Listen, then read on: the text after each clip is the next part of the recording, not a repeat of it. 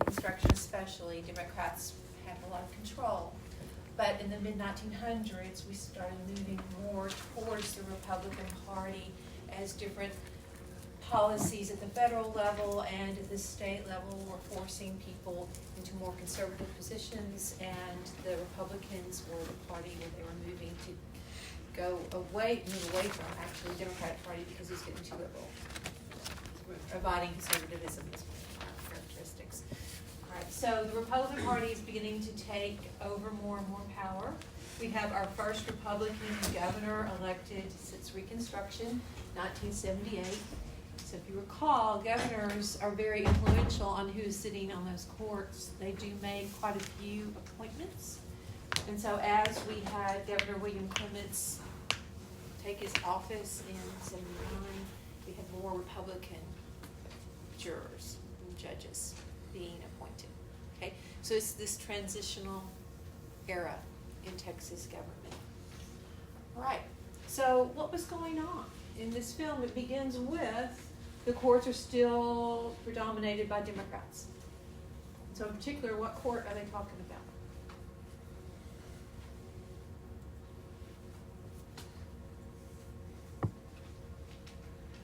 Okay, just tell me whatever you remember from that video. Anything. There was a bunch of people that were trying to put seats onto the Texas Supreme Court. Yes, good. It's about the Supreme Court of Texas. Good. It talked a lot about the campaigns and like how like the people with the money got put on and the people without the money didn't. Yeah. Good. And who was helping them raise money? It was like, it was something. I The can't remember. company. It was the interest medical- groups, right? Yeah, it was Yes. the interest group. It's an interest group, the Texas Medical Association, Oh. representing the medical Medicine. field. Mhm. Yes, good. And they created what was called a Tex PAC. That's what it's like. Remember that? So, all right, a PAC, a political action committee, is a fundraising arm in an interest organization. And so they're collecting a bunch of funds, and PACs can spend the funds either to contribute to the campaign funds of these candidates, or they can spend it independently of a candidate, not working at all with their campaign, but just independently producing ads and signs and mailers in order to support a person getting elected. And as Bob Gamage talked about, it could be either a positive or negative ad, you know. Okay, but negative seems to get more attention.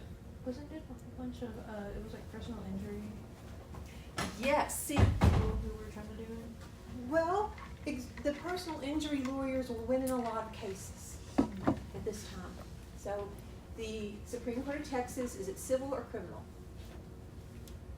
Wait, it's civil. Civil, very good.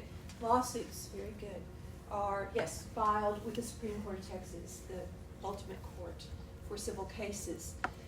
It was predominated by Democrats, and the Democratic justices on the Supreme Court were siding more often for the plaintiff than the defendant in the civil cases. Who is the plaintiff in a civil case? The lawyers.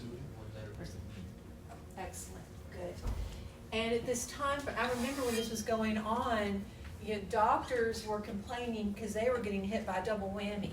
First of all, HMO insurance corporations were coming in and having more of a say in what they could bill.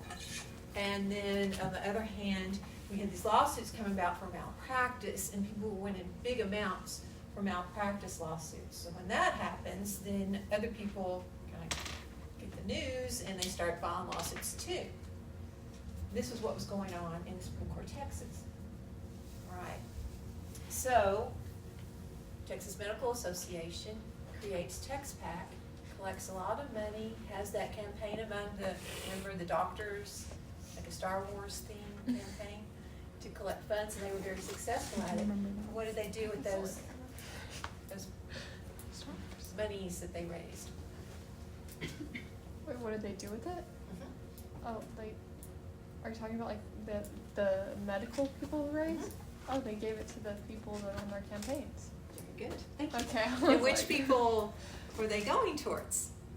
So if the Democrats were in control of the Supreme Court and they were siding more often for the plaintiff, Oh, The they'd be going for the Republican Republican candidate? siding for Yeah. the defendant because they're the defendants. Correct. mostly. exactly. Okay. Good. So they were losing these malpractice lawsuits. Right. Isn't though like whenever like you go to a doctor's office, that's why it says practicing medicine, so that way they can't be sued. Oh, maybe so. I Because don't like know, they if probably like did. or like they can't be. I think it's like if like they do damage that like it could be up to $100,000, but anything over that they're not like reliable for because They it have- says that's why it says they're practicing medicine. They're not. Interesting. I remember that from my friend's dad, who's a lawyer. Yeah. but, Okay, yeah. But It yeah. makes sense, right? Mhm. Because they're having to pay out these lawsuit damages. Right. Millions of dollars. Yeah. So it was a thing. And they wanted to try to limit that.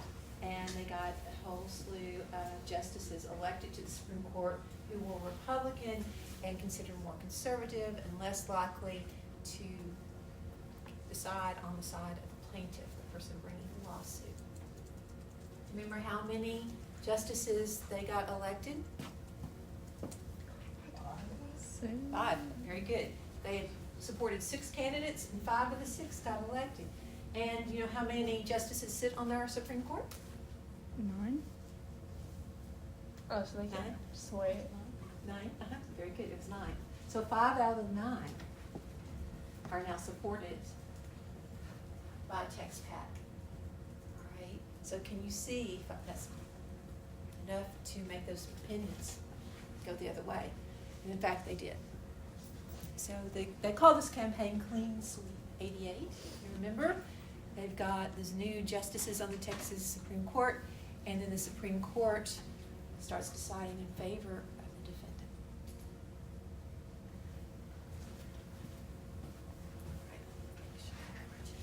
Three-fourths of the cases decided by the Supreme Court in recent years have been on the side of the defendant.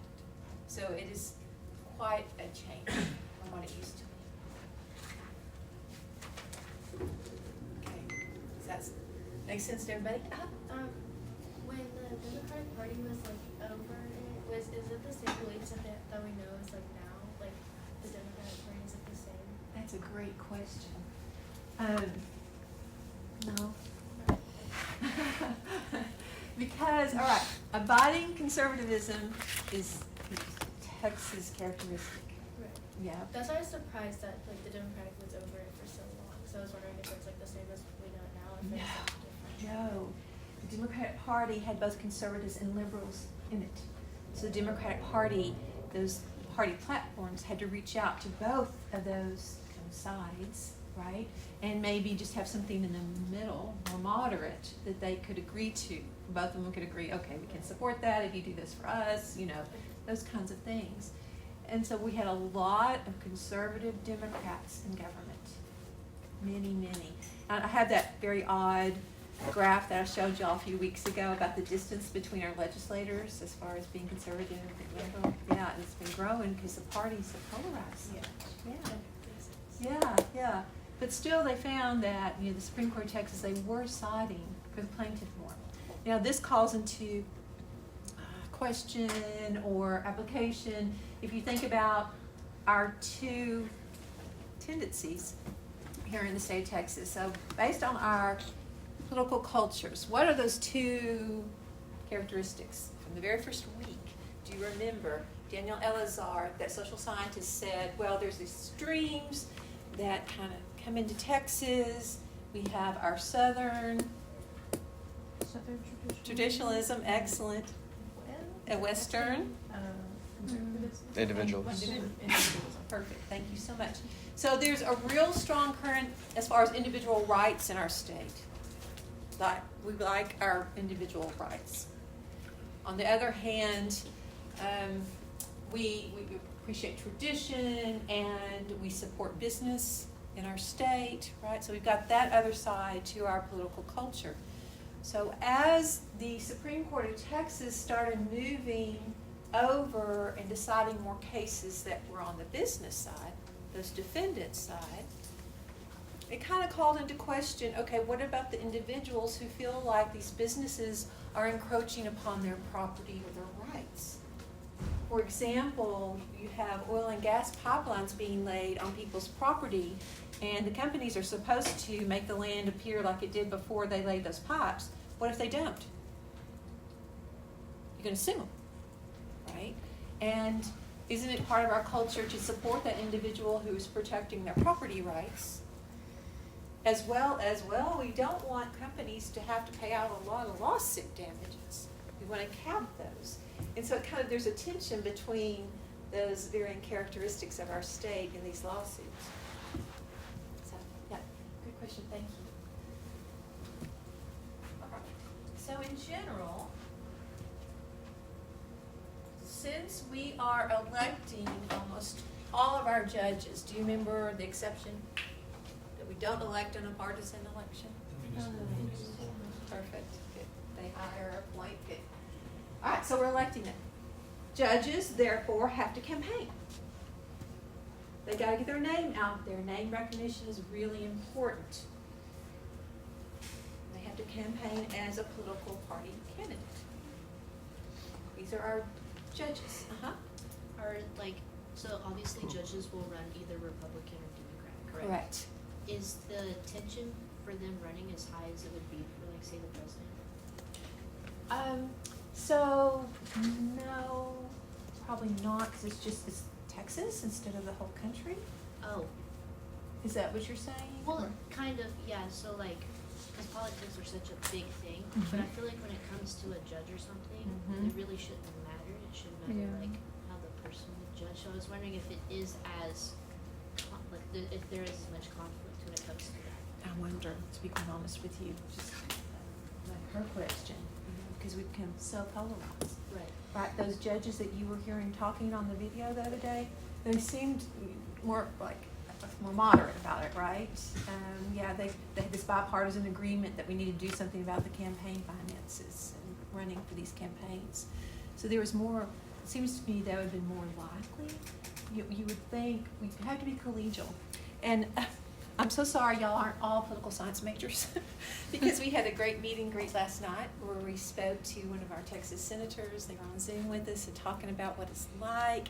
And when you're in that position, Texas legislature, he said you need to be nice. You know, you need to work with people. You need to respect them. Even though they're of a different party, you never know. You may need their support sometime. And so I thought he made such a great point about that. It's easy from what we read in the media.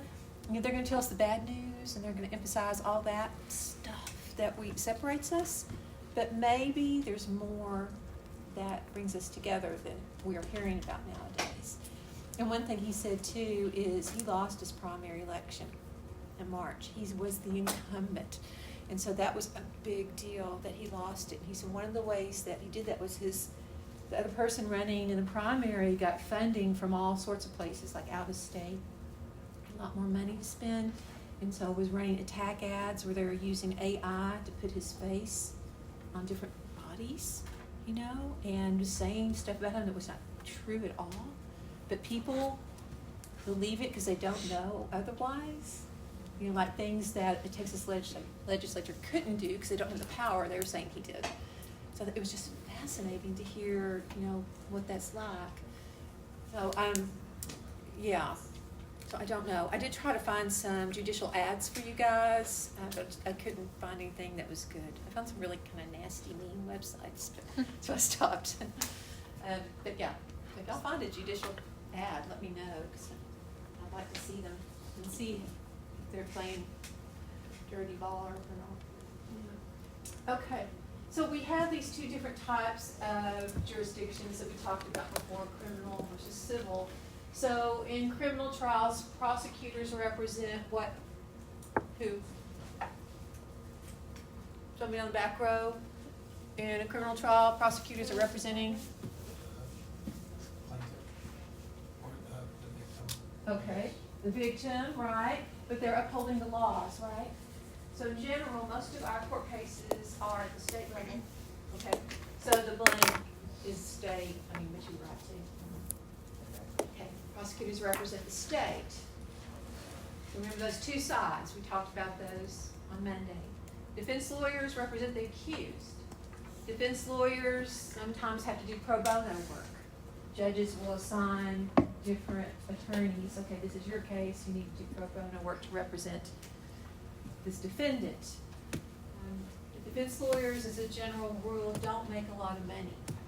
Prosecutors are working for the state government, they're not gonna make a lot of money either. Right, so they're both limited in how much they can contribute to a judicial candidate's campaign. Therefore, we see that Texas Court of Criminal Appeals, the highest criminal court, candidates may raise about $100,000 for their campaign across the state of Texas. There's just not that much money that's going into those campaign chests, as a general rule.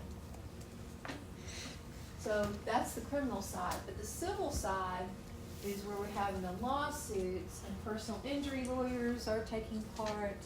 And that's Mike Hammer commercial there, that link, and they represent the aggrieved party or the plaintiffs.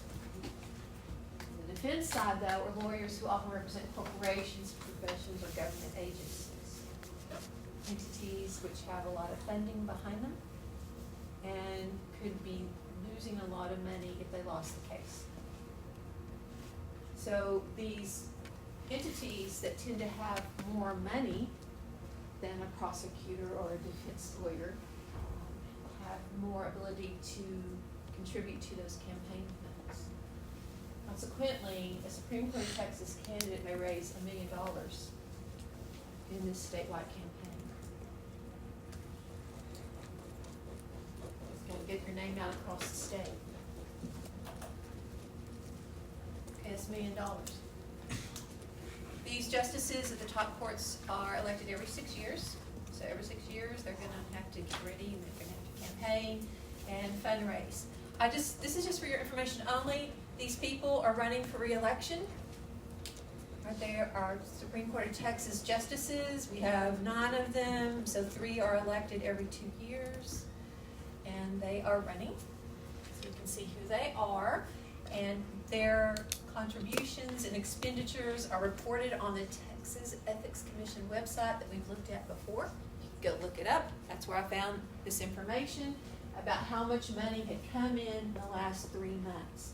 Now we're getting close to the general election in November, so those amounts will increase over the next months as we get closer to that general election. But you can see the contributions for the last 3 months for Blacklock were $178,000. He spent $72,000, and so on and so forth. So in just those 3 months, they're spending pretty good money. Also wanted to show you this one from 2020. So this is who is Nathan Hecht? Do you know his role on the Supreme Court? Nope. He is our Chief Justice. So remember, 86% of the people in Texas don't know that answer, but now you do. It's Nathan Hecht. And he was in the video on Monday. He was a young guy when he won his first election to the Supreme Court, that was in Sweep 88, and he's been there ever since. So he rose up to now he's our Chief Justice, and he was running for re-election in 2020. So notice that during the same time frame that year, he had spent over $800,000 on his campaign. Incredible. His challenger from the Democratic Party, she had spent $27,000. I mean, just a huge difference in how much money they had available and were spending at that time. The Libertarian candidate had much going on. So at least he was running. All right, so there's a lot of money being transferred around in these campaigns. These are their salaries. I checked, this is 2019 information, but I looked, what is it now? It's basically the same amount that they're being paid. So the Chief Justice of the Supreme Court, Nathan Hecht, he's making, I would imagine, $221,000. He's been there so long. So that's his annual salary. Not bad. He could make a lot more working for a law firm somewhere.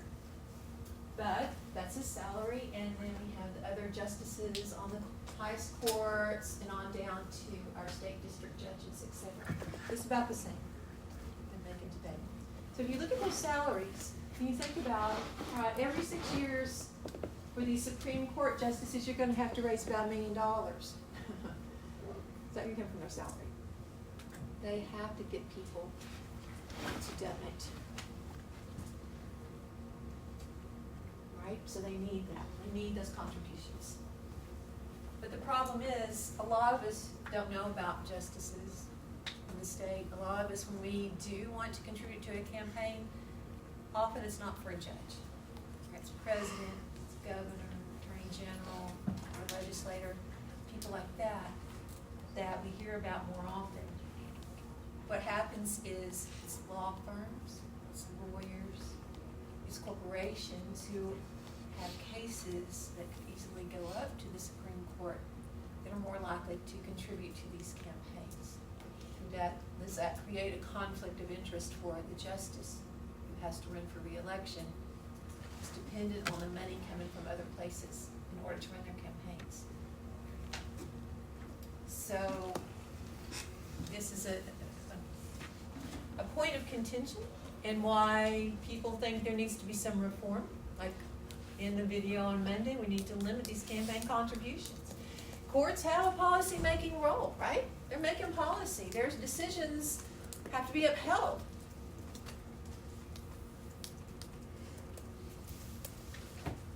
So elections become a focal point for special interests because they do have a policy-making role. They're making these decisions. Special interest want judges and justices on the bench who are going to side with them.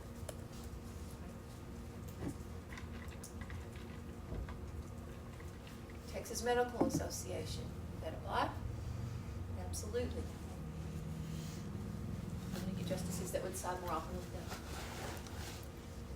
86% of judges, 86, believe campaign contributions have some influence on judicial decisions. These are judges that are saying that.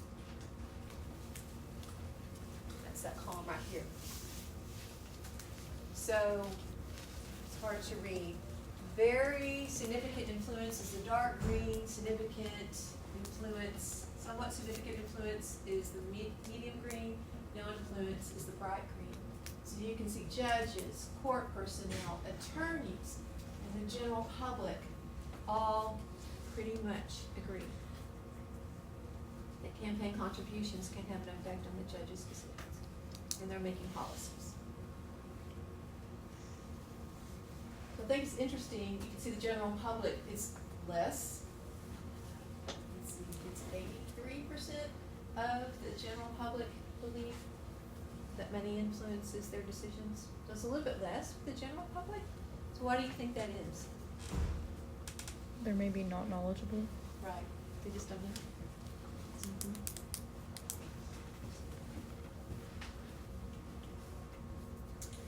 Okay, so this was a problem, and I think Clean Sweep 88 really brought that up. People saw what happened when 5 of the 9 justices were replaced by those supported by an interest group. And the money started growing too. Because we were transitioning from Democrat control to Republican control, our elections were more competitive. Statewide elections, you could still win if you were a Democrat, so that would increase the money that's being put into the campaigns because either side has a chance of winning. So in this context, this is when they decide to pass a new law. The legislature agreed. It was the Judicial Campaign Fairness Act. So they wanted to limit how much money was going into judicial campaigns. Judicial Campaign Fairness Act. So this is the only kind of campaign contribution limit we have here in our state for our state or local candidates. You can see because of the Judicial Campaign Fairness Act, we had these limits imposed. So an individual can only give up to $5,000 for a judicial candidate's campaign. A law firm can give up to $30,000 to the campaign. And then a political action committee can give up to $300,000, which is a nice little amount, to a candidate's campaign. Super PACs are political action committees that all they do is independent expenditures. So they don't give to a candidate's campaign. They're just out there trying to help people get elected. Super PACs really came about after this court case in 2010, which was the Citizens United versus FEC case. You may have heard of Citizens United. For a long time, we had tried to limit how much money was going into these campaigns at the federal level, to put caps on how much people could contribute and then how much candidates could spend. With Citizens United, though, it kind of overturned all that. And it gave interest groups and political action committees the power to make unlimited expenditures to support somebody's campaign, as long as they weren't aligning with the campaign or doing it with the campaign, working with the campaign. So on their own, they can spend as much money as they want to get somebody elected. Even if they don't spend all that money on their campaign, do they still just keep it? They do. They have campaign accounts, and you can see them. That Texas Ethics Commission is a great website. You know, so you can look at how much money they have, that they can keep it, for their next campaign. Roll it over. There's limits to what they can do with it, but yeah, they can hang on to it. Question. All right. So there's potential for money to be spent in these elections. The problem is it gives a perception that justice is for sale in Texas. What was that second flag on? Citizens United. All right, thank Yeah, you. You're welcome.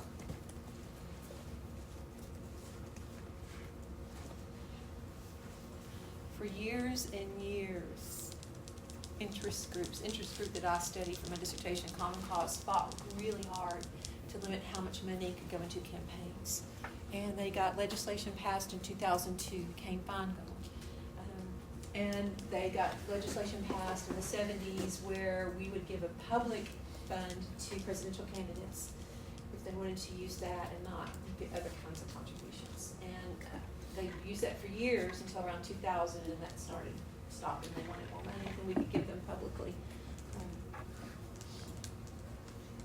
But it just seems like there was a line of court cases that just gradually chipped away at limiting how much money PACs could spend to help people get elected.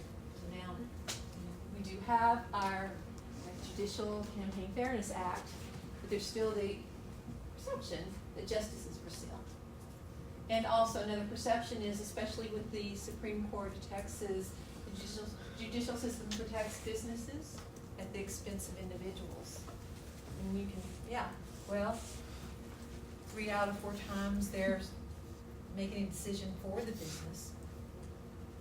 You can understand why they would have that perception.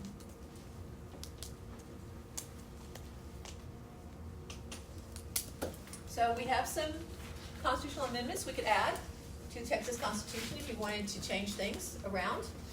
We could have nonpartisan election, right? Not have their party labeled next to them. A nonpartisan election of judges. Take that level of politics out of it. Longer terms. So our appellate judges serve 6-year terms. Our district courts and county court judges serve 4-year terms. We could expand it. So they don't have to run for office so often. We give them a lifetime appointment like the federal government does. Where they don't have to run at all. Just don't have to think about it. Don't have to get money. Another option is merit selection, where the governor will appoint the judge and then we elect to retain them. Or, this was in your reading quiz, I believe, it's a state where there's a committee that selects candidates, puts them in front of the governor selects from that list, and then people vote to retain them. Missouri. Massachusetts. So there's options. You don't have to keep it the way it is.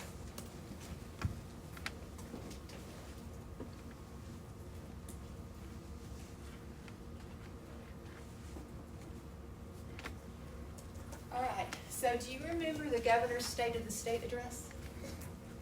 We talked about, when does the governor give his State of the State address?